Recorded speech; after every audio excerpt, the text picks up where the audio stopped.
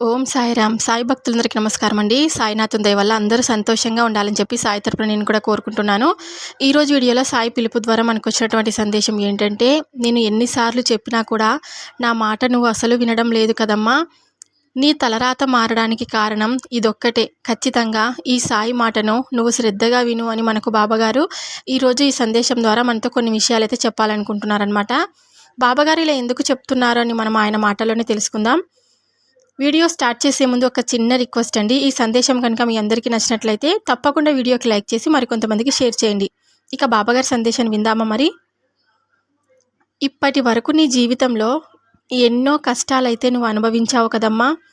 కష్టాలు నాకు ఒక్కదానికే ఉన్నాయని, నా జీవితంలో ఇన్ని బాధలు అనుభవించాలా, లేకపోతే ఎవరైనా ఇన్ని బాధలు అనుభవిస్తున్నారా బాబా? నాకు ఊహ తెలిసిన దగ్గర నుంచి ఏ రోజు కూడా నేను ఆనందాన్ని అనుభవించిందే లేదు. నా జీవితంలో ఎప్పుడు కూడా ఈ కష్టాలేనా అని నువ్వు రోజు కూడా బాధపడుతున్నావు కదా. ఈ కష్టాలు నాకు ఇక చాలు బాబా. నా జీవితం అనేది ఎప్పుడు కూడా సంతోషంగా ఉండాలని, నాకు ఎప్పుడు ఇస్తావు ఈ సంతోషాన్ని అని నువ్వు నన్ను రోజు వేడుకుంటున్నావు. ఈ బాధలనేవి నన్ను వదిలి వెళ్ళిపోతాయని ఎన్నోసార్లు నన్ను ప్రశ్నించే రోజులు కూడా ఉన్నాయి. నీ ప్రశ్నలన్నింటికీ కూడా ఒక్కసారి చీకటి వెనకాల వెలుతురు వస్తుందని ఎంత వాస్తవమో, కష్టాల వెనకాల సుఖాలు వస్తాయని కూడా అంతే నిజం కదా తల్లి. ఎందుకంటే ఇప్పటి వరకు నువ్వు అనుభవించిన కష్టాలన్నిటికీ కూడా కర్మానుసారంగా జరిగిపోయాయి. వీటన్నిటికీ కూడా ఆపడానికి నేను ఎన్నో ప్రయత్నాలు చేసి విసిగిపోయాను. ఎందుకంటే బ్రహ్మ రాసిన రాతను సైతం మార్చేసింది ఒక్క కర్మఫలానికి మాత్రమే ఉంటుంది. ఈ రోజుతోనే ప్రారంభం కాబోతుంది బిడ్డ. ఇది నిజం. ఎందుకంటే నువ్వు ఏదైతే కోరుకున్నావో, ఏదైతే నీ జీవితంలో జరిగితే బాగుండని చెప్పి అనుకుంటూ ఉన్నావో, ఏవైతే నీ యొక్క ఆశలు ఉన్నాయో అవన్నీ కూడా నెరవేరే సమయమే ఆసన్నమైనది. ఎందుకంటే నీ యొక్క కర్మ ఫలాలనేవి అన్నీ కూడా పూర్తిగా ఆ రోజుతోనే ముగిసిపోయాయి. ఎందుకంటే నీ జీవితంలో ఇకపై కూడా అన్ని అదృష్టం అనేది నిండిపోతుంది. ఇప్పటి వరకు నీ జీవితంలో అనుభవించిన కష్టాలన్నిటికీ కూడా ఎన్నో అనుభవాలు అనేవి నీకు ఎదురయ్యే ఉంటాయి. ఒక కష్టాన్ని నిన్ను మానసికంగా చాలా బలవంతురాలిగా మారుస్తాయి.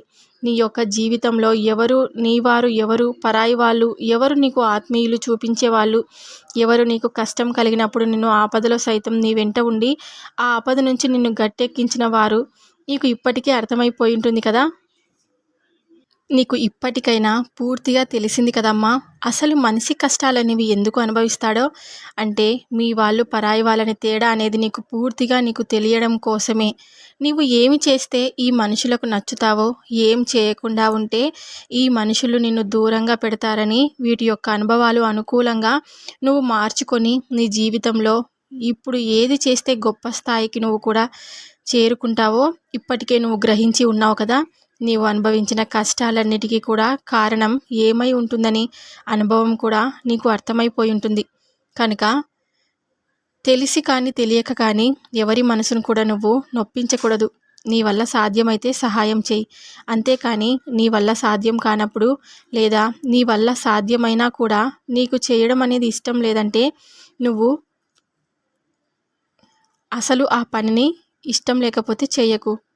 పక్కకు వచ్చేలా తప్పుకో. ఎదుటివారిని దూషించే మాటలను ఎప్పటికీ కూడా నువ్వు మాట్లాడ. ఆవులు 100 ఉన్నా కానీ దూడ తన తల్లి దగ్గరికి మాత్రమే వెతుక్కొని వెళ్తుంది. అదేవిధంగా పాపం కూడా అంతే. నువ్వు ఎంత తప్పులు చేస్తే అవి నిన్ను అంతగా వెతుక్కుంటూ వస్తాయనేది కూడా అంతే వాస్తవం బిడ్డ. నువ్వు ఇకపై దేని గురించి కూడా కంగారు పడాల్సిన అవసరమే లేదు. ఎందుకంటే ఇప్పటి వరకు మీ జీవితంలో జరిగిన అనుభవాల ఆధారంగా నీకు ఏది కావాలి, ఏది వద్దు అని, నీ కోరికలు ఏంటి, నీ ఆశయాలు ఏంటి, నీ ఆశలేంటి, ఇవన్నీ కూడా నాకు పూర్తిగా తెలిసిపోయాయి. నా ప్రయత్నం నేను చేస్తున్నాను. ఈ ప్రయత్నాలన్నీ కూడా జరగడానికి కొంత సమయం అనేది పడుతుంది. ఈ సమయం అనేది వచ్చేంత వరకు పూర్తిగా నువ్వు ఓర్పుతో, సహనంతో ఉండాలి. ఇక నీ ఓర్పు సహనం అనేది కొంతకాలం అనుభవిస్తే సరిపోతుంది మరి. ఎందుకంటే ఆ కొంతకాలం తర్వాత నీ కోరికలన్నీ కూడా జరగబోతున్నాయి.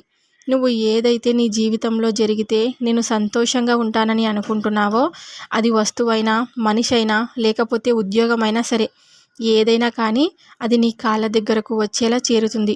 నీ గొప్పదనం పొందే అర్హత అనేది కేవలం నీకు మాత్రమే ఉంది. తప్పకుండా నీకు అర్థమవుతుంది కనుక దీని గురించి నువ్వు ఎలాంటి ఆలోచన పెట్టుకోకుండా, ఎలాంటి ఆందోళన చెందకుండా ఉండు. నీ నువ్వు చేయాలనుకున్న పనిని 100% శ్రద్ధతో కనుక చేస్తే, నువ్వు ప్రయత్నం చేస్తే కానీ ఏదైనా కానీ నీ పాదాల దగ్గరకు వచ్చి చేరుతుంది. నువ్వు గమనించుకోమ్మా, నువ్వు కోరుకున్న లక్ష్యం వైపు నువ్వు పూర్తిగా 100% చూపించినట్లయితే నువ్వు కోరుకున్న కోరికలన్నీ కూడా జరిగి తీరుతాయని చెప్పి గుర్తుంచుకో. నీ తలరాతను మార్చుకునే శక్తి కేవలం నీకు మాత్రమే ఉంది. నీకు ఇప్పటికే పూర్తిగా అర్థమైపోయిందని అనుకుంటున్నాను. కనుక అనవసరమైన విషయాల పట్ల శ్రద్ధను తగ్గించి, ఏదైతే నీకు గమ్యమని అనుకుంటున్నావో దానికోసం నువ్వు 100% కృషి చేస్తే తప్పకుండా నువ్వు కోరుకున్న దానికంటే ఎక్కువగా సాధిస్తావు. నువ్వు కలలో కూడా అనుకోని ఒక అద్భుతాన్ని చూస్తావు. జరగనే జరగదు అనుకున్న విషయం కూడా తప్పకుండా నీకు జరుగుతుందని, నీకు నువ్వు చేయాల్సిందంతా కూడా శ్రద్ధ సబూరితో ఉండడం, నీ యొక్క కృషిని నమ్ముకొని నీ జీవితంలో ముందడుగు వేయడం. అప్పుడే నీ తలరాత తప్పకుండా మారుతుంది. నీ కష్టాన్ని చూసి చలించిపోయి నీ ఇంటి ముందే ఉన్నాను, సంతోషంగా నన్ను లోపలికి ఆహ్వానించు. ఇక నా ఆలయానికి వచ్చి ఒకసారి నన్ను దర్శించుకొని వెళ్ళు. నువ్వు పొందేటువంటి ప్రశాంతత వల్ల నీలో ఇంకా ఇంకా ఎక్కువ శక్తి ఉంటుంది. అలాగే నువ్వు అనుకున్నటువంటి లక్ష్యాన్ని కూడా త్వరలోనే పొందుతావు. నాకు ప్రమాణం చేయి తల్లి. నువ్వు అర్థం పడడం లేని ఆలోచనలతో నువ్వు సమస్యల్లో చిక్కుకొని పోవడం వల్ల బయటకు రాకుండా పదే పదే ఆలోచిస్తూ ఈ సమస్యలన్నిటికీ దూరంగా ఉండు. ఎప్పుడు కూడా ఆలోచించొద్దు. సమస్యలను నాకు వదిలేయి. నువ్వు ప్రశాంతంగా ఉండు. ఏదో తెలియని దిగులుతో బాధపడుతూ ఉంటావు. నీ మనసు ఎవరికి కూడా చెప్పుకోకుండా, నీ మనసులో బాధను ఎవరికి చెప్పుకోకుండా నువ్వే మదన పడుతూ ఉంటే ఎలా చెప్పు? ఏ సమస్య అయినా సరే నువ్వు నాతో చెప్పుకోమ్మా. ఒకసారి నాతో మాట్లాడు. నీ మనసులో నీ బాధ నాతో చెప్పుకో. నీ మనసులో ఏదో తెలియని ఆలోచనతో ఉంటావు. అన్నిటికీ నాతో చెప్పుకో. ఈ సమయంలో నీకు సరైన సమాధానం నేను అందిస్తాను. నీకు ఇవ్వడానికి సిద్ధంగా ఉన్నాను. నువ్వు నా దగ్గర కోరిన కోరికలన్నీ కూడా తీరుస్తానని నీకు ప్రమాణం చేస్తున్నాను. అలాగే గౌరవ మర్యాదలకు ఎటువంటి లోటు లేకుండా నువ్వు జీవిస్తావు. ఆ సమయంలో జీవితాంతం నీతోనే ఉంటాయి. నేను ఎన్నడూ కూడా నీతోనే ఉండి నీ జీవితం అంతా కూడా సుఖ సంతోషంతో గడిచేలా చేస్తాను. నిజాయితీకి, మీ యొక్క నమ్మకానికి ఇది నీకు దక్కిన ప్రతిఫలం. ఎన్ని రకాలుగా ఏం చేసినా, ఎంత మంచిగా జీవించినా సరే, ఎవరికి ఎటువంటి అపకారం చేయకపోయినా నాకు ఎందుకు బాధపడుతూ ఉన్నావు బాబా? ఎప్పుడు కూడా నువ్వు ప్రశ్నిస్తూ ఉంటే ఎలా చెప్పు? భగవంతుడు సహాయం చేయడమే పొరపాటు పడ్డావు కదా. ఒకటి మాత్రం నిజం తల్లి, నువ్వు ఎంతో మంచి గుణంతో ఉన్నావు. కానీ నీ కర్మలన్నీ తొలగిపోయే వరకు నీ పరిస్థితి అలానే ఉంది. నేను అవసరమైనప్పుడు ఏ విధంగా మార్పులు ఉన్నా అవన్నీ కూడా నీ జీవితంలో ఇకపై ఉండవు. అంతా మంచిగా ఉండి నువ్వు ఎంతో సంతోషంగా ఉండాలని నా ఆశీస్సులు నీకు ఎప్పటికీ ఉంటాయని ఖచ్చితంగా నేను నీకు మాటిస్తున్నాను. ఈ కోరికలన్నీ నెరవేరే సమయం ఇప్పుడు ఆసన్నమైనది. ఒక మంచి స్థాయిలోకి వెళ్ళాక ప్రతి ఒక్కరు కూడా నీతో బంధుత్వం కలుపుకోవడానికి ప్రయత్నం చేస్తారు. అందరూ కూడా స్నేహం చేయాలని అనుకుంటారు. ప్రతిరోజు నిన్ను పలకరిస్తూనే ఉంటారు.